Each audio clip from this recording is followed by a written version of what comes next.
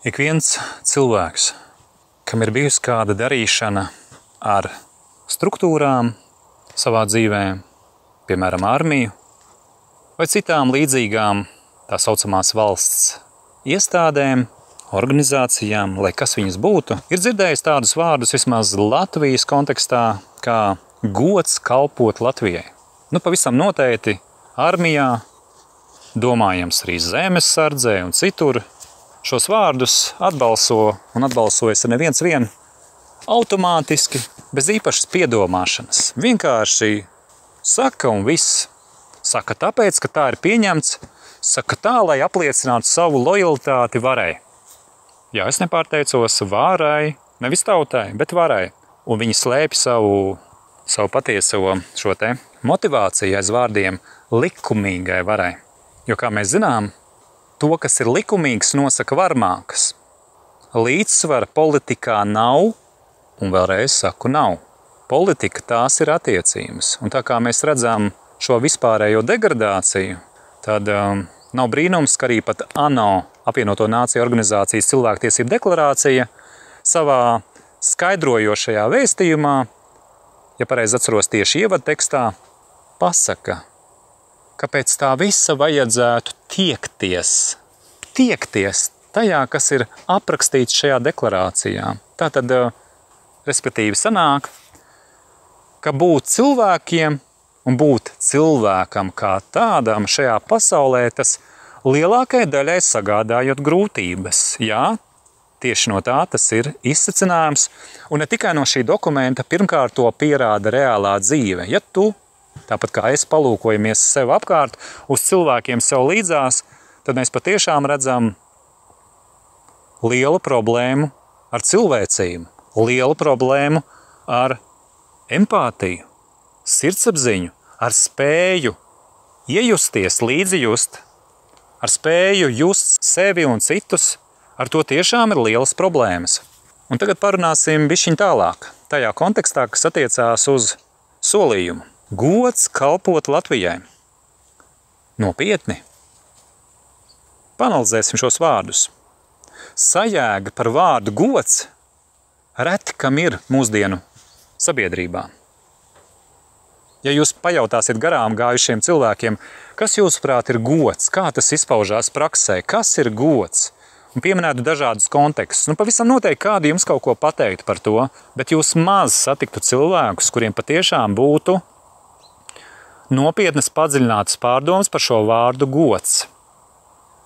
Pirms es eju tālāk šajā tekstā un panalizēju pārējo, es pieminēšu tādu iestādi Latvijā kā pretkorupcijas, korupcijas apkarošanas birojas tā saucamais, ja? KNAB, ko tā sauc.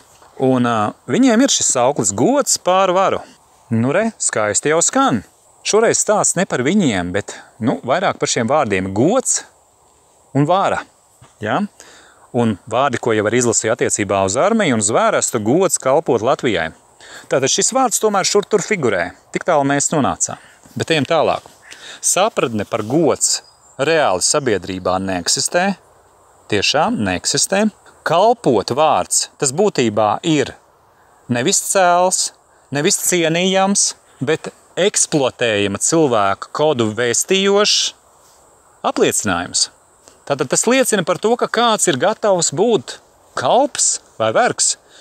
Un nopietni jūs šai pasaulē ienācāt, lai dotu kādam vai kādiem solījumu, ka jūs kļūsiet par kalpu Latvijai. Tad jautājums, kas ir Latvija?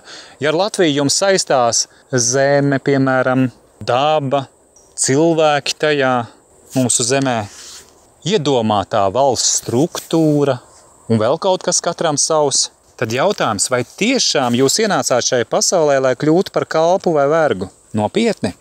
Šo vēlreiz apzināti akcentēju, lai arī ļautu jums aizdomāties, kas būtībā šeit tiek pateikts. Un kāpēc kādi cenšas izprovocēt no cilvēkiem, sevišķi no jauniem prātiem, no jauniem cilvēkiem, lai viņi pasaka šos vārdus. Kāpēc viņiem vajag šo te atzinības un pielūgsmes formu? Jā, es nepārteicos pielūgsmes formu, solījumu formu. Piemēram, kristieši, ticīgi cilvēki, kas ir lasījuši rakstus, zina teikt, ka Jēzus sacīja, ka zvērestu ir aplami nodot. To es saku saviem vārdiem šobrīd. Ja? Ja precīzāk to var izlasīt Bībelē, kur Jēzus aizliedz būtībā nodot zvērestus un dot šādus te solījumus kādam. Nu, lūk. Tad pajautāšu jums vēlreiz par šo, ko jau iepriekš sacīju. Tātad gods kalpot Latvijai, saka karavīrs savā zvērestā. Kas to saka? Kalpi, vergi. Kam viņi kalpo? Šīs vergu apvienības un pērkamo, kā dzīve to pierāda, algotņu un gļēvuļu bandas. Tāpēc es tā saku. Algotņu un gļēvuļu bandas. Man tam ir ne tikai sava subjektīvā pieredze un arī citu cilvēku stāsti, kas to apstiprina vai papildina, taču arī to, kā es parasti to saku, es nevispārinu, tāpēc, ka var būt dažādi, bet padalos savā pieredzē. Jā, es esmu sastapis šādus armijniekus, un viņu lielākā daļa, un ja runā par procentiem, kā jums patīk to dažkārt vērtēt, tad tie pat ir vairāk kā 99%, kuri ir tiešām dari, ko liec, līmeņa algotņi. Viņi dara, ko liek. Tā es gribēju teikt. Un viņiem nav dūšas pateikt stop. Viņiem drīzāk būs dūšas pasmieties un līdzgaudot citiem gļēvuļiem, kuri teiks, komandierim ir taisnība, pat ja nav taisnība. Un tad ir jautājums, vai tiešām tādiem ir gods kalpot Latvijai, kas nākamā brīdī var pateikt, komandierim ir taisnība, pat ja nav taisnība? Vai tad šie te liekuļi un gļēvuļi ar to nepasaka, ka viņu vērtība, runājot par godu Latvijai, īstenībā ir izlikšanās? Nu kā viņiem var būt gods kalpot Latvijai, ja viņi citā brīdī var pateikt, ka viņiem, kā tas armijas dzīvē ir, komandierim taisnība, pat ja nav taisnība. Ja viņi šādus vārdus lieto, un tas ir ne tikai joka līmenī pasacīts, viņi tā arī izturās. Viņi vienkārši ir tik ļoti izdresēti, ka viņi dara to, ko viņiem liek, ka viņi no malas pat sevi neredz, tāpēc, ka viņi visi pa lielam tā dara, atskaitot retus izņēmumus, kuri ir spējīgi pateikt varai un varmākām nē. Un es to saku no savas pieredzes, tāpēc, ka es biju tādā armijā, Latvijas armijā 98. un 99. gadā, kur es nenodevu zvērestu un pateicu nē, un pateicu tiešā tekstā, ka es nevienai varai nedošu savu godu, ko man Dievs ir devis kā cilvēkam, un savu sirdsapziņu, un nevienam nesolīšu to, ko es nekad nedarīšu. Nevienai varai. Un es nekad nevērsīšos pret tautu varas uzdevumā. Jā, es par to arī varai pateicu tā laika varas cilvēkiem, kuri centās mani apvārdot un pierunāt, lai tomēr es pasaku, bet dzīvē jau es varu darīt, kā es gribu. Viņiem vajadzēja ķeksīti mana vārda uzvārda priekšā, bet viņi neizdabūja to ķeksīti, un tāpēc viņi centās par mani ņirgāties, sūtot mani no akadēmijas pēc tam uz mobilo strēlnieku bataljonu, cenšoties man tur pateikt, ka tur tad mani pāraudzinās un tā tālāk, tad draudot, jā, un citādi, paužot savu nicinājumu. Bet notika, kā notika. Jā, un cilvēks, kas tur izturēja arī pēc tam. Un šis, kā jau esmu dažkārt arī teicis, nav stāsts tikai par mani, bet par sistēmu, kura cenšas salauzt, piežmiegt cilvēku būtību un sirdsapziņu, neatstājot iespēju cilvēkam domāt pašam un brīvi izvēlēties. Tas viss tiek apkarots. Ejam tālāk. Vai tad vergam ir gods, ja karavīri saka gods kalpot Latvijai? Kāds var būt verga gods? Kalpu laikmetā, vergu laikmetā, verga gods bija darīt to, ko viņam liek viņa saimnieks vai kungs kundze. Nopietni, šādi ir Latvijas brīvība, ja ir saglabājušies šādi te kodi, gods kalpot Latvijai. Jautāju vēlreiz, vai vergam ir gods? Godīgi pret sevi un citiem ir vergot kalpot kompānijai, sabiedrībā ir ierobežota atbildība, kas sevi dēvē par valsti? Vai tā? Jā, Latvija ir kompānija. Jā, Latvija kā valsts ir sabiedrība ar ierobežotu atbildību. Un pēc būtības atbildīgo nav. Jo tur, kur atbildīgi ir daudz, nav pat viena atbildīgā. Vai jūs to saprotat? Vai tik tālu ir spējams izsmadziņot? Ka tur, kur ir daudzi atbildīgie, jeb sabiedrība ar ierobežotu atbildību, kas sevi sauc par valsti, tur atbildīgo nav. atbildīgie ir tikai tajā līmenī, kur šī pati sistēma, kompānija, kas sevi nosaukusi par valsti, principa pēc šad un tad izdomā kādus upurēt un selektīvi saukt pie atbildības, lai izskatītos, ka valsts veic valsts funkcijas. Un daudziem patīk, ka ir uzvilkta maska, daudziem patīk, ka valsts spēj izlikties, daudziem patīk, ka valstī ir savs karogs, sava himna, sava kaut kāda armija, sava kaut kāda izglītības sistēma un dažādas formālas, netik formālas atribūtikas, ja? Un tā viņi dzīvo.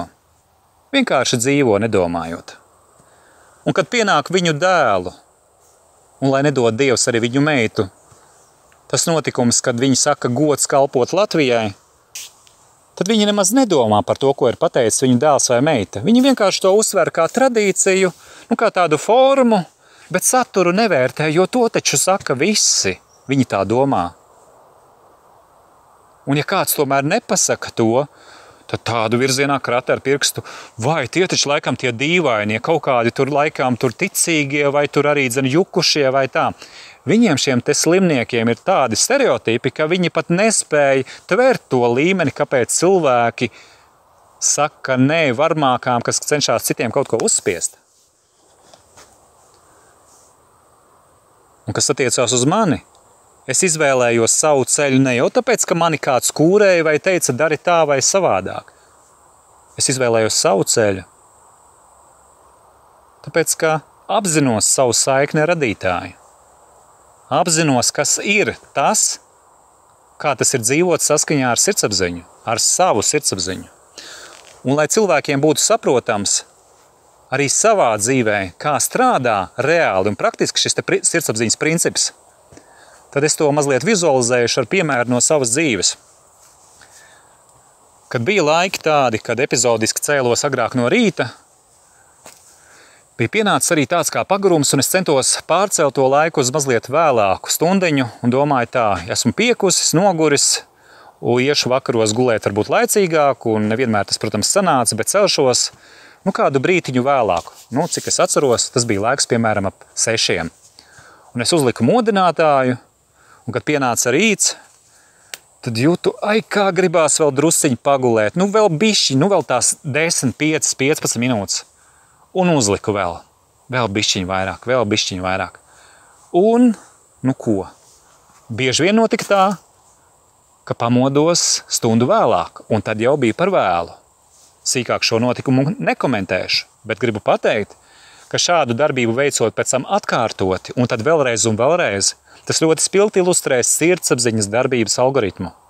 Kad cilvēki zina, ko viņiem vajag, ir izdarījuši apzinātu izvēli, piemēram, apzināti aizgājuši gulēt, piemēram, vakarā 11. Apzināti ir uzlikuši modinātāju vai arī apņēmušies paši bez modinātāja piecelties 6 vai 7, cits 5. Un kad pienāk tas laiks, tad viņi izdara tā, ka nonāk situācijā, kurā reizēm ir tā brīža točkaņeva zvrata, kurā ir daudz kas nokavēts. Un viņi tā dzīvo. Tas tiešām attiecās uz jebkuru dzīves līmeni, ka šādā veidā ir iespējams apklusināt sirdsapziņu. Ja fiziskajā pasaulē tas noved pie tā, ka cilvēks, kurš regulāri apslāpē modinātāju, tad var arī notikt tā, ka viņš šo skaņu vispār vairs nedzird. Tik ļoti pielāgojās pie tā, ka vairs nedzird. Līdzīgi notiek tas arī ar sirdsapziņu. Ja to ignorē, ja to slāpē, viņa pieklust. Un tāpēc arī šie cilvēki mūsdienās neredz, ka ir tā milzīga problēma, ka kādi saka gods kalpot. Šie vārdi savā būtībā nesaliekās kopā, un pat nav svarīgi, kādu valsts izkārni jūs tur pieliktu šiem 2 vārdiem priekšā. Nav tāda goda kalpot. Kalpošana izjauc līdzsvaru. Tur, kur tas, kas tiek apkalpots, glorificēts, tiek izvirzīts pārākuma tiesību statusā, bet vergs ir tajā līmenī kā sunītis, kurš zem saimnieku galda lasa drupačiņas. Vai tad tas ir gods? Un es nepārspīlēju, jo reālā dzīvē tā arī ir. Tādā nozīmē tas ir, ka cilvēki pat atsakās ieraudzīt, kā varas viņus eksploatē, parazitē uz viņu rēķina. Nodokļu sistēmas rījība ir tikai viens no šiem skarbajiem piemēriem. Bet cilvēki tā dzīvo, un arī krupi pēc krupja. Bet atgriežoties pie jautājuma, ko pacēlu par armijas cilvēku un citu iestāžu darbinieku šo solījumu un zvērestu gods kalpot Latvijai, morālo būtību un saturisko būtību.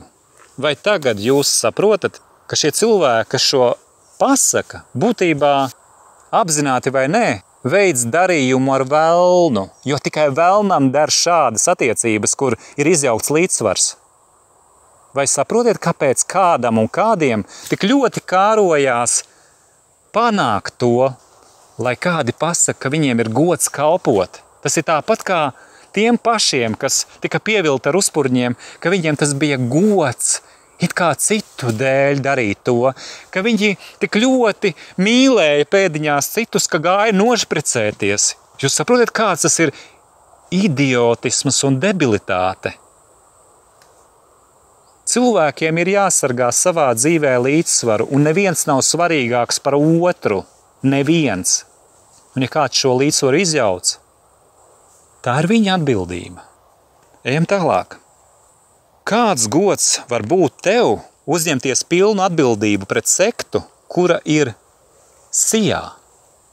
Sabiedrība ar ierobežotu atbildību. Vai tev var būt gods pret tādu valsti, kuras komandieris pasaka, karavīri, zini, es saprotu, ka tev ir taisnība, bet tāpēc, ka es esmu komandieris. Tev nav taisnība, bet man ir taisnība. Tātad līdz ar to, tu karavīri un jebkurš cits, kurš akceptē komandiera šo te pārākumu, tu ar to pasaki, ka tu esi pērkams sistēmas vergs. Un tad jautājums, ja zvērstā ietilpst vārdi bez ierunām pakļauties militārai disciplīnai, es te pat citus vārdus šajā reizē neanalizēšu. Pat šis fragments parāda, ka ar šo solījumu, maigi sakot, nav kaut kas kārtībā, ka tam ir vēlnišķa viltīga būtība. Tas cilvēku aicina kļūt par amēbu, par kaut ko tādu ļoti glumju un nepārprotami dumju. Tas padara šos cilvēkus par glumjiem un dumjiem, par tādiem, kuri izliekās, ka viss taču ir pareizi, ka viņus pakļauj, ka viņus eksploatē, ka viņiem ir gods kalpot, ka viņi klanīsies komandieri priekšā. Jā, komandieri, es zinu, ka tev nav taisnība, bet tev ir taisnība, tāpēc, ka tu esi komandieris. Tad padomājiet cilvēki Latvijā, kāda tā ir miskaste, ja šis viss tiek akceptēts valsts līmenī. Jūs vēl gribat nodot zvērestu? Es labāk jums, ja arī ko sacītu šajā kontekstā, es parasti maz ko cilvēkiem iesaku un parasti neiesaku neko. Vienkārši padalos ar savām pārdomām, tad es arī pateikšu. Padaloties ar savām pārdomām par šo, labāk lūdziet Dievu. Lai tas solījums, ko jūs devāt morālo kropļu varām, kā bumerangs, neskar jūs un jūsu bērnus un nerada postu, kas var atnest neatgriezeniskas sekas. Jo ir jāsaprot, un mēs taču to domāju saprotam, ka bērni nereti seko vecākiem, un ka vecāku izdarītās izvēles programmē bērnus, vai arī citos ļoti retajos gadījumos palīdz atturēties no vecāku izvēlēm. Katrā gadījumā domājiet paši, kādu mantojumu jūs atstājat jau tuvākajām paudzēm, saviem un citu bērniem. Bet ja jums savu bērnu nav, tad katrā gadījumā padomājiet par to, kā jūs atbildēsiet Dievu priekšā, ja jūs kūrējat citus, jūs priekšnieki tā saucamie. Pakļaujiet un domādami ar to, ka jūs darāt labu, jūs būtībā piedalieties vienā lielā nozieguma ķēdē, kurai nav redzams gals vismaz šī laika kontekstā.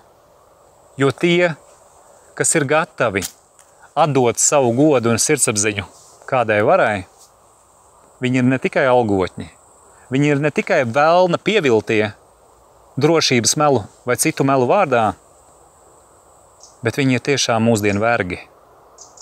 Ar visiem saviem sasniegumiem, apbalvojumiem, ar visu savu lepnību, bravūru, prasmēm, viņi ir sevi notirgojuši. Es, Latvijā dzīvojošais cilvēks, saku vienkārši, komandierim, nevienam priekšniekam, nav taisnība, pat ja viņam nav taisnība. Un to es teicu sava dienesta laikā, kad vēl biju krietni naivāks un ticēju, ka Dievs cauri tam izvadīs un arī izveda. Un to es saku arī tagad, ka nevienam komandierim nav taisnība brīdī, kad viņam nav taisnība. Un ikvienam cilvēkam ir taisnība, kad viņš patiešām rīkojas un dara taisnīgi. Gods un sirdsapziņa pār varu. Tie ir ne tikai saukļi, bet tā ir sirdsapziņa, kurai būs būt. Tā netiek uzspiesta nevienam, un tā nevienam neko neuzspiež, bet tā pavisam noteikti sargās sevi un citus, cik tas ir katra cilvēka spēkos. Tāda cilvēka spēkos, kam tiešām, kā jau teicu, gods un sirdsapziņa ir pār varu.